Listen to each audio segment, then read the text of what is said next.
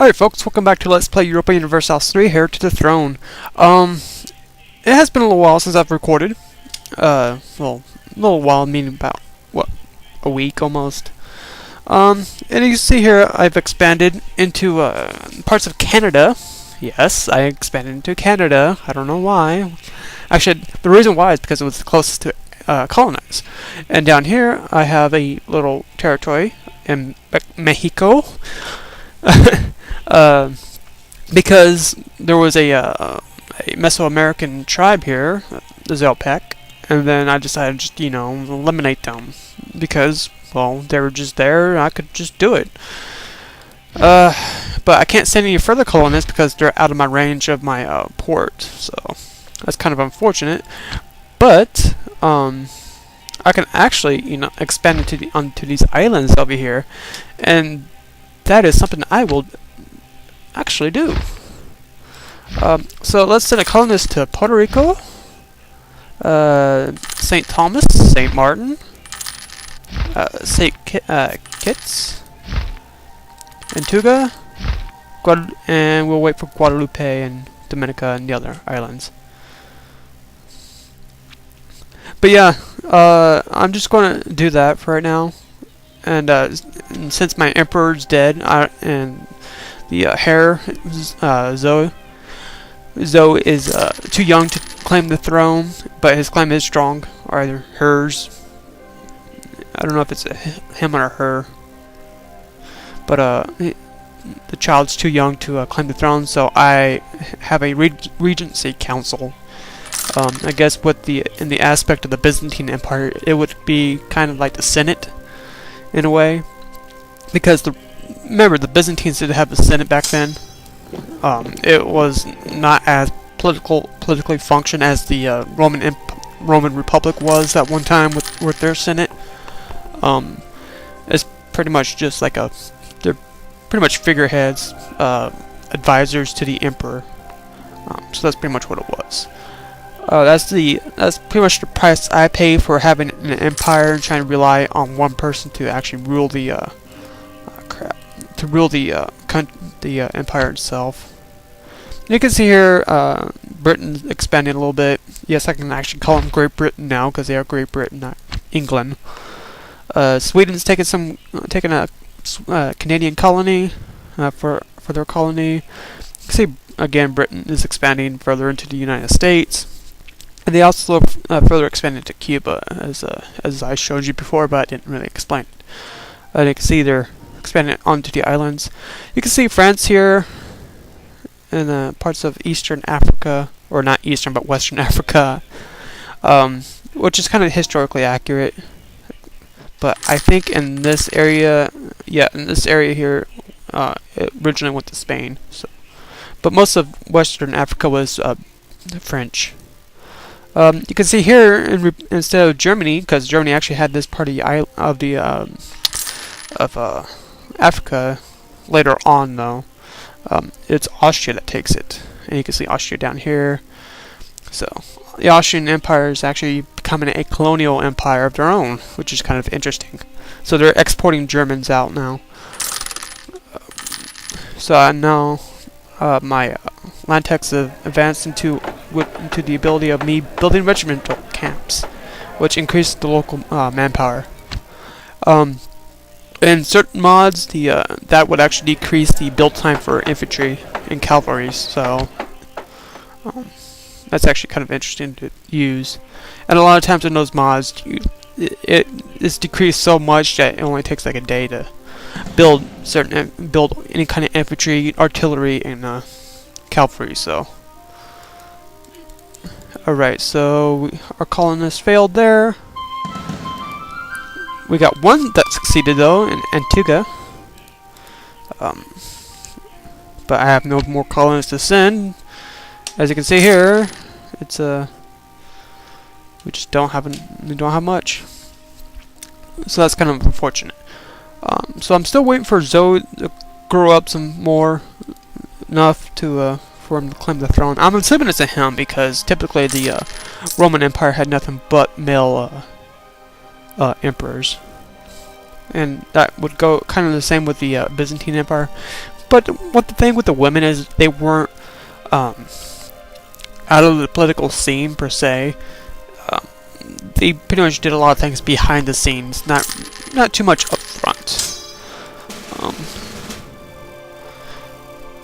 One being for example, Justinian's wife, which is known as Justinian the Great, or Justinian the First, in which he attempted to revive the Byzantine Empire and did a decent job of expanding back into southern Spain and then most of North Africa. But the empire couldn't keep it. But his wife was pretty much back then known as a whore. But she did a lot of things behind the scenes, and even motivated Justinian to do a lot of controversial things, I guess you could consider nowadays, but wasn't so much back then. Like what he did in the Hippodrome to slaughter his political descendants.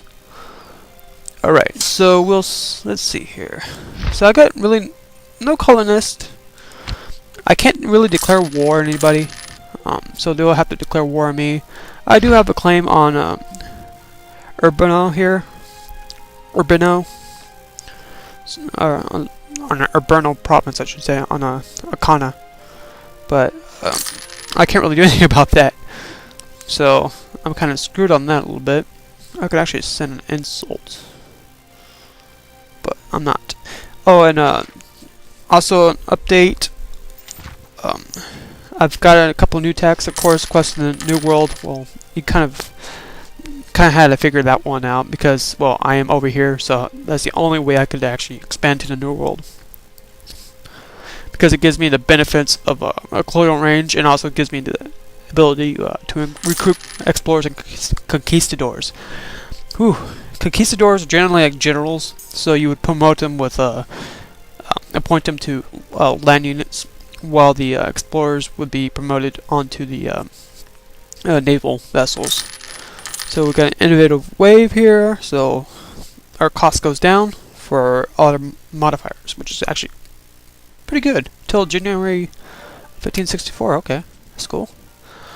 That's the advantage of having westernizing, is that the cost generally goes down. As you can see here, I'm doing pretty well with my modifiers here. My inflation is all the way down to 0. I'm still gaining money, and my inflation continues to go down. So I'm not really worried about inflation all that much. I could pass an anti-piracy act, but what's the point really? I gain prestige and lose infamy, but that's about it. But my infamy limit is goes down. Let's see. I got ecumenism, which is actually a theory behind uniting the church of all the churches into one. So, like for Christianity, it would be the Catholics, the Orthodox, Protestants, all uniting under one church. That kind of idea, like back before the whole schism, and put it same examples for the Islam. It would be like Islam and not like Sunni, Shia, and all those. But yeah, and they also give off certain events, which has a certain effect to this. So let's see now. I've got some money, so I'm gonna invest some into the government. And I can now build universities. So that's great. Let's see here. Universities just give me a government investment and a population growth. Alright, that's sweet. And you can see here, Hesse has been inherited by the Austrians. So you can see Hesse, the Austrians really expanding. You can see France really expanding as well. They're kind of scary. And they also inherited Burgundy earlier on. Let's see. So I have no ability to declare war on anybody. I was actually going about to declare war on the Persian Empire here. Expand my territory into it, but obviously I got kind of cut short and tried to reclaim some old territories for the Orthodox faith, I guess you could say. But I can't really do that now, so I'll just influence my neighbors. I don't really have any intentions to declare war on a lot of people. I'm not a huge warmongering fan. Like, let's see one example of that. Joseph V. Stalin. I've seen his LP of the Teutonic Order / the Prussians, and now he's up to the point where he's the Prussians, and he's actually expanded quite a bit in the Baltics and then some into the Russian territory. He's actually pretty good. He's doing a pretty decent job. He's doing a lot better than a lot of folks would. He's got about this much territory around here. This is about right, and then but more up here as well. And then I've seen him try to declare war on the Ottoman Empire. I've seen that he's trying to call it success. Yeah, that wasn't much of a success. Come on. I see what he's trying to do though. All right, let's see here.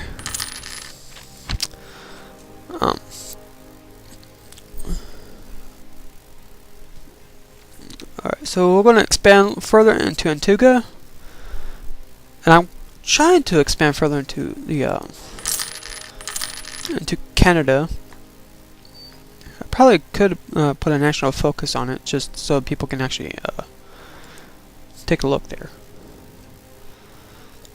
And you can see here, even Castile's my neighbor down here in Mexico, or what would be Mexico, but. There's not much I can really do down here. Maybe appoint some missionaries.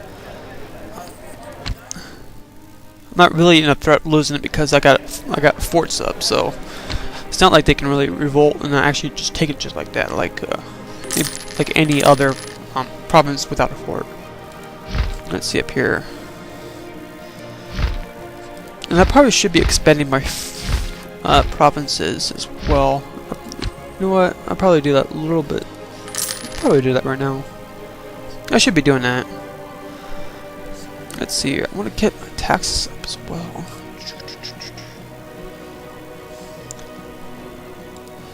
How much does it cost?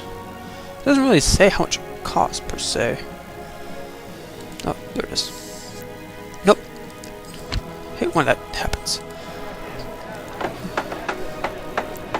Alright, so 96 ducats. That really wouldn't cover much of the empire. Oh my. Okay. And it's kind of important to expand your forts when you get the chance. Reason being is that you can actually put more troops in, station more troops in that province. It's always beneficial to expand your forts.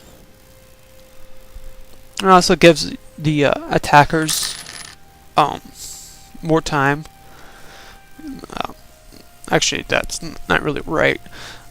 It does increase the time for the attackers to actually gain the province. I should put it that way. But again, it also gives the defenders a lot more time for reinforcements to come.